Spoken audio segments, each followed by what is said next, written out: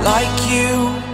Be strong to hold the powers of the sun.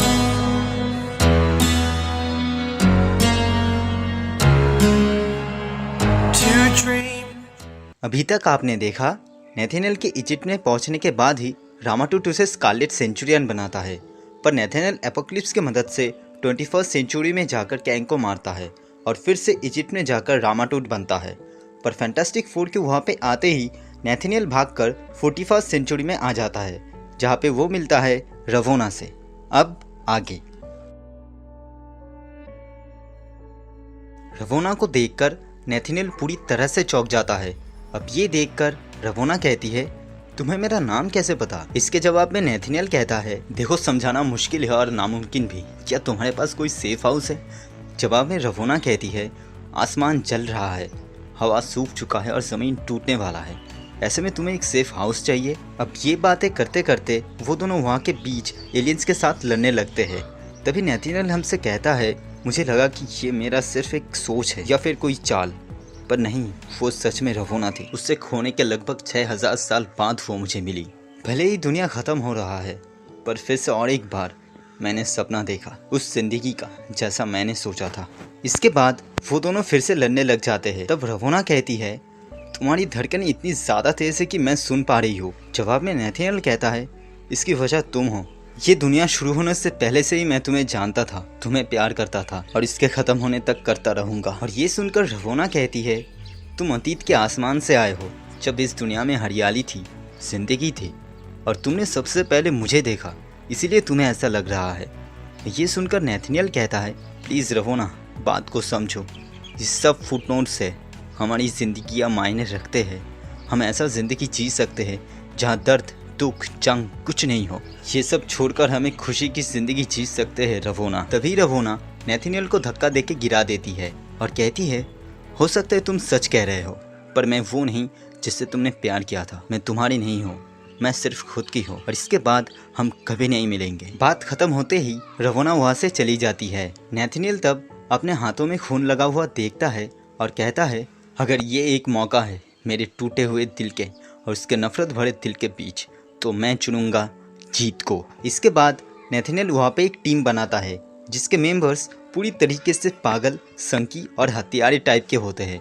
तब Nathaniel कहता है, एक कहावत है, लोग आपके गुलाम तभी बनते हैं जब लगाम आपके हाथ में हो।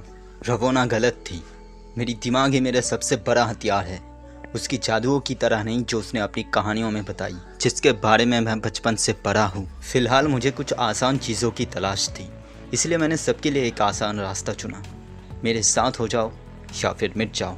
कई लोग मारे गए, शायद मुझे बुरा लगता, पर हज़ारों सालों की हार की वजह से जीतना अब मेरी आदत बन चुका था। मेरा कभी भी किसी भी चीज़ पे काबू नहीं रहा, पर अब जो ये मेरे पास है, मैं कभी इसे नहीं छोड़ूंगा। इसके बाद नेथेनियल एक बड़े से मशीन के पास जाता है।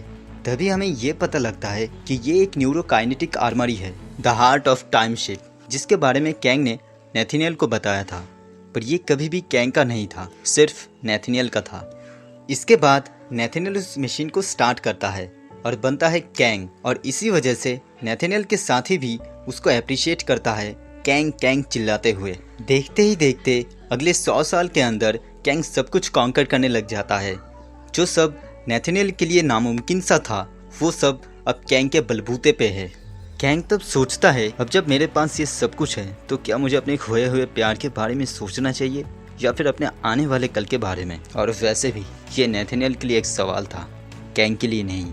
इसके बाद कैंग अलग अलग टाइमलाइन में जाकर अपने ही किसी और वेरिएंट्स के साथ लड़ने लग जाता है और कहता है, मैंने अतीत के और भविष्य के अपने इन वेरिएंट्स को हराया, जिन्हें लगता था कि कोई भी उनके आगे टिक नहीं पाएगा। पर समय के आखिरी छोर पर मैं किसी से मिला, और वो भी खुद को कैंग कहता था, पर वो बिल्कुल नेथेनियल की तरह था, कमज़ोर, एक बीमार बूढ़ा आदमी। पर टाइम एंड स्पेस में मैंने ऐसा कई बार किया, सिर्फ जीता। इसके बाद मैं वापस लौटा अपने सफ़र के शुरू के अंत में, जब हर एक लोगों के दिल में सिर्फ मेरा ही नाम था।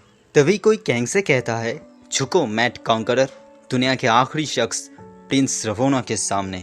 नेथेनियल तब हमसे कहता है, ये वही थी, अलग चेहरे पर आंखें और आत्मा एक सी, जिसे मैंने कई सालों पहले खोया था। वो मुझे फिर मिली। जवाब में रवोना कहती है, फिलहाल तो नहीं हत्यारे। ये सुनकर कैंग कहता है, तुम ऐसे बात कर रही हो जैसे तुम मुझे नहीं जानती हो रवोना।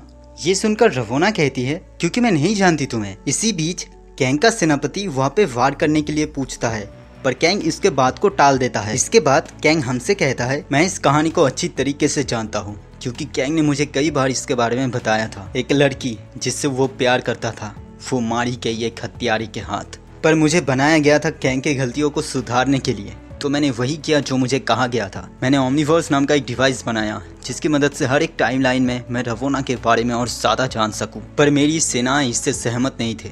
एक टाइम पैराडॉक्स का अंजाम क्या हो सकता है ये उन्हें पता ही नहीं था। प्राचीन इजिप्ट में एक लड़की की जलती हुई आंखें, एक योद्धा की बर्फ जैसी ठंडी आंखें जो मेरे सामने बार बार आते रहे। ये एक लौते वो चीज़ थे जो पूरे टाइम और स्पेस में जिसकी ज़रूरत मुझे थी। तो मेरे पास सिर्फ एक रास्ता था, उसके प्यार को जीतने का।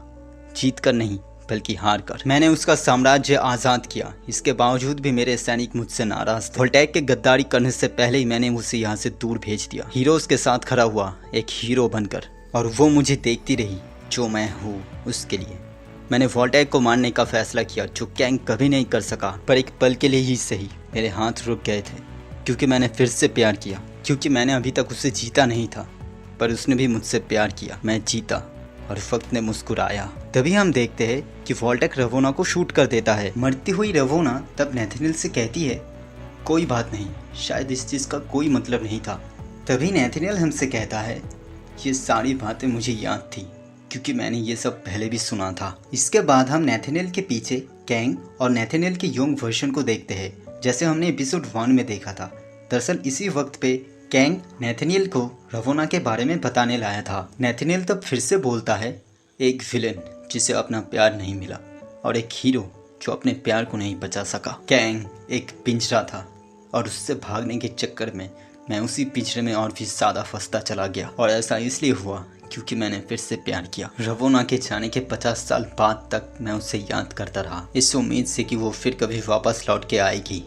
पर उसका चेहरा मैंने कई ज़्यादा अतीत में देखा, फिर 100 साल पहले, और अब कैंग ने बिल्कुल सही कहा था, नेवर लव सिर्फ यही एक चीज़ थी जो तुम्हें सब कुछ जीतने से रोकेगा। और कहीं ना कहीं मुझे ये सब पता था, पर फिर भी मैं अनजान था। पर अब मैं जानता हूँ कि आगे क्या होगा। मैं खुद का किस्मत खुद बनाऊंगा और समय को तोड़ूंगा सिर्फ तुम्हारे लिए रवोना।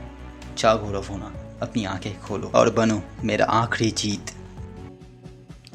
तो दोस्तों, आपको एपिसोड 4 कैसा लगा नीचे कमेंट कीजिए। अगर वीडियो अच्छी लगी तो प्लीज़ लाइक कीजिए, शेयर कीजिए, और चैनल पर नए हैं तो प्लीज़ सब्सक्राइब कीजिए। तो मिलते हैं अगले वीडियो में, तब तक के लिए गुड बाय।